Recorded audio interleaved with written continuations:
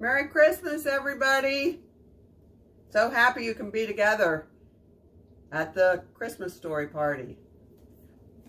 I wrote a book, a special book. This is the original one, long time ago, whenever Cody was really little. And every year we've got together and we've had the story, and sometimes the kids have read pages and taken turns. Sometimes I gave the story. Grandma Christy will be giving it some year. She'll probably talk about it with you whenever we're done, because I have 3 questions you're going to talk about when it's done. And Grandma Christy is going to guide it. So this is a special book. It's even got pictures of past Christmases. We're going to talk about Jesus' story.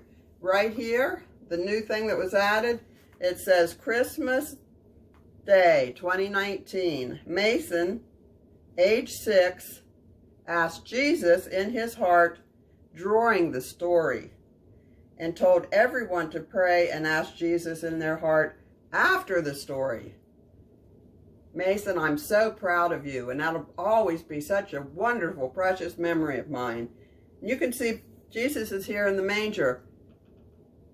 Whenever Jesus was going to be born, Joseph and Mary, his mom and dad, they had to travel a long, long way on a donkey through the desert to go to a town where they were born so that they could do a census. A census is when they count everybody in the town, and that way they know how much money they get from taxes. Taxes are the money that people pay toward getting roads fixed and things like that. So the more people you have in your town, the more money you get for schools and things like that. So they had to travel to that town, everybody to get counted. Well, Mary started to have her baby.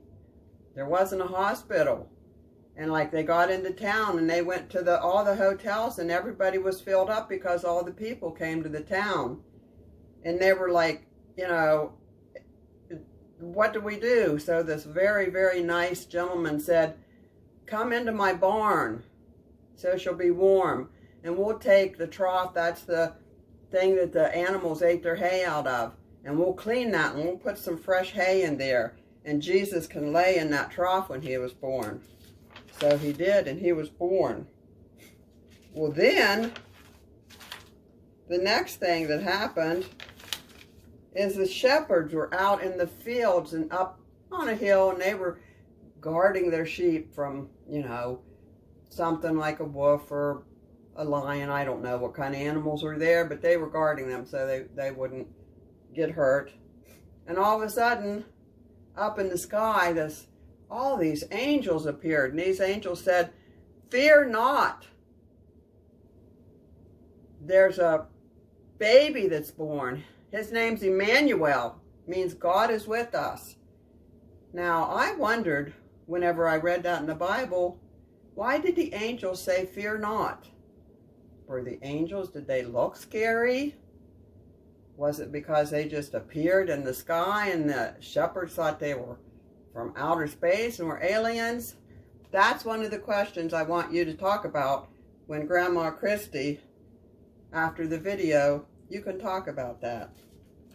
So the next thing that happened is that the Bible says that the shepherds came to the manger. And then it says that wise men, 3 wise men came to the house. And people think that Jesus was probably 2 years old. That's the age of Todd. And so they followed the star, big bright star in the sky, and they followed that until they got to Jesus's house. And one of the things that I want to ask you to talk about when the story's done with Grandma Christy is, Brenna, Todd's 2, what would you have done whenever 3 wise men showed up to your house with gifts of gold and frankincense of myrrh? And they were probably really fancy people. What would you have fed them? What would you have given them to drink? Would you have been embarrassed if your house was messy? Because Jesus certainly wouldn't care. And with a 2-year-old, you probably had a lot of toys out. And so Mary probably knew Jesus was special. Jesus probably did some special things that other kids didn't do because, you know, he was God. Jesus was God and came to earth so that if we do something that's naughty, then we don't get in trouble for it. We don't get spankings. That's from Jesus and God, not from your parents. And so if you have Jesus in your heart and all you have to do is say, I'm so sorry that if Todd hit another little child or took a toy off of him. As long as you say you're sorry, then Jesus won't ever let you be in trouble with God. Your mom and dad will teach you what to do right and wrong, so you'll get in trouble with them. The next thing that happened is Jesus was 12 years old, and they traveled a long, long way. Say if we were walking from where you live out to where Grammy lives, and everybody walked out to a carnival. Jesus and all of his family walked a long, long way to the temple. That's the church. And if we walked all the way out to the carnival, and we walked, and you were 12 years old, and you had, you know, a fun time, you spent the day and you ate, and then everybody was supposed to meet at 3 o'clock to go home. And there was Mandy's family and everybody that's there, and there was Ian's family, and all the people that come, the reunion people, all the people that we love and we get together with, they all walked with us. So they all met together at 3 o'clock and they started walking home. They got all the way to Columbiana, and Mary, Jesus' mom, said, "Where's Jesus? Aunt Christy, is Jesus back there with you?" And Christy said, "No." "Aunt Nick, do you have Jesus?" Well, they found out that Jesus wasn't with them. And that's one of the questions you can talk about. How scary do you think it would be if your mom thought somebody was hurting you, that got you, that kidnapped you? You know, they were walking in deserts back then. There could be bad people on the road. And so they were probably very worried. They had to go all the way back from Columbiana to where Grammy lives to the carnival. They found Jesus sitting in the church. He was sitting on the floor, and all the great people of the church, the priests they were called, that's the pastors, and the really important people in the church were listening, sitting around him. And Jesus was telling them all about God and all about heaven, and they were amazed. They said, "This child must be of God," which we know he was. And when Mary walked in the temple and found him and Joseph, what do you think they did? Do you think they were mad and they yelled at him and said, "Why would you scare us like that?" Or do you think they hugged him and they were so happy to see him that he wasn't hurt?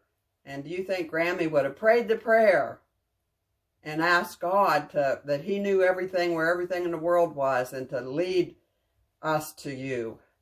So that's one of the questions that I want you to talk about whenever the video's done. And that's Jesus right there in the temple. And he's got all the people around him talking to him. And the last thing in my book is the birthday cake. And I hope you